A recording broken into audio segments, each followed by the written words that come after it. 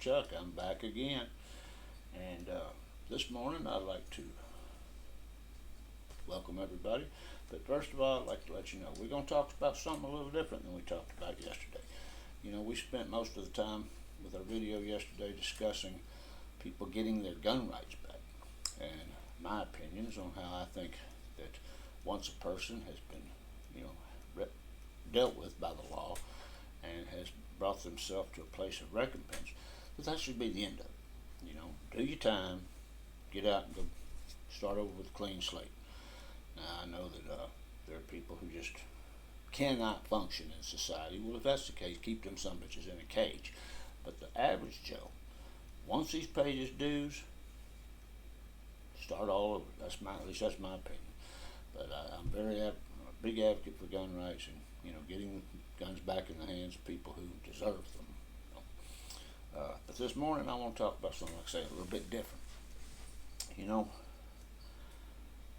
long before we get a person back to a place where he can have his privileges like everyone else, you know, oftentimes there's a lot of damage inside a person.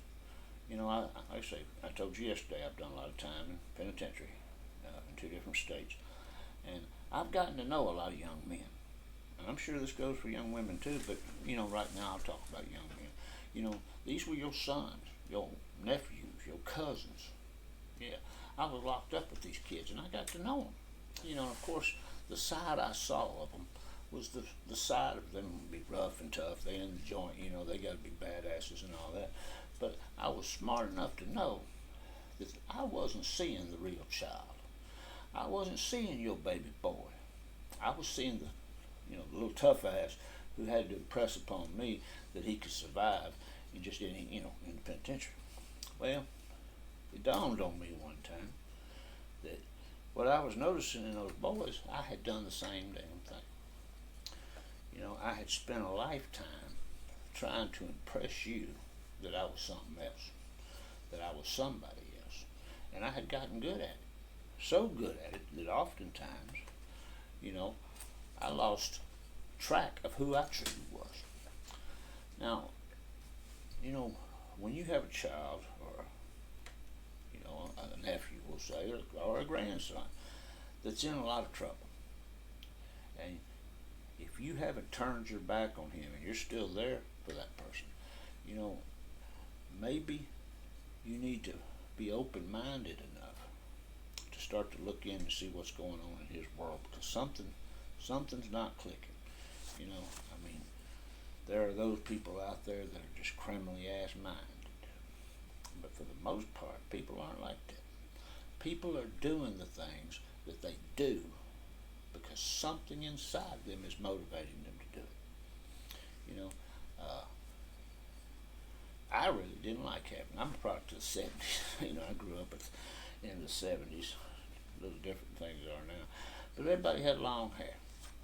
I didn't really like having long hair. But, you know, I grew my hair long because everybody else had long hair. I couldn't stand corduroy pants. But, you know, they was the cool thing to wear, so I wore them. Point is we do things to impress others. We act a certain way to impress others. We start to ignore who we are on the inside and create what we think you want to see. Most people driving around in nice cars don't drive them nice cars for themselves. They drive them nice cars to impress me. Does that make sense? They're riding around in a $60,000 automobile, and they hate having to wash that son of a bitch. They hate having to vacuum it, but goddamn if they'll let me see it dirty. Does that make sense? You know, all that glamour is not for their joy. It's for mine, so that their joy is me seeing it. You know what I'm saying? And I spent a lifetime doing that. You know, I became other things because I was afraid to let people see what I really was on the inside.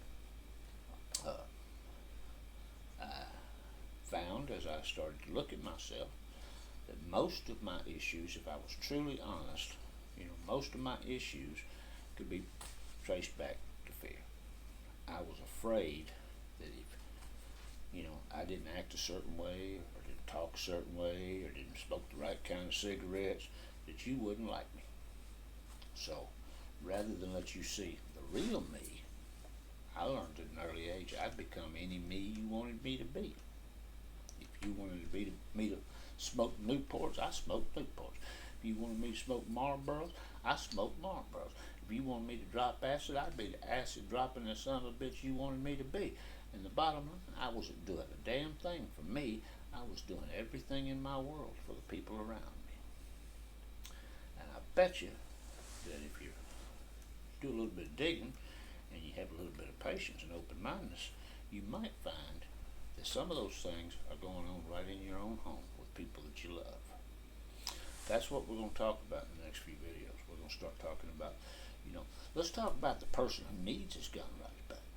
If we're going to put a firearm in a son of a bitch's hands, let's know the person that we're giving it to. You agree? I'd love to hear your comments. Anything you want to say, whether you disagree, agree, or you just want to get on there and hum Dixie, I don't give a damn. But I do like to hear your comments. So get them in there, punch them up, and that's what we're going to be doing the next few videos. I hope to see you then. Remember, do what you do, man. But if you do it, do a good job of it.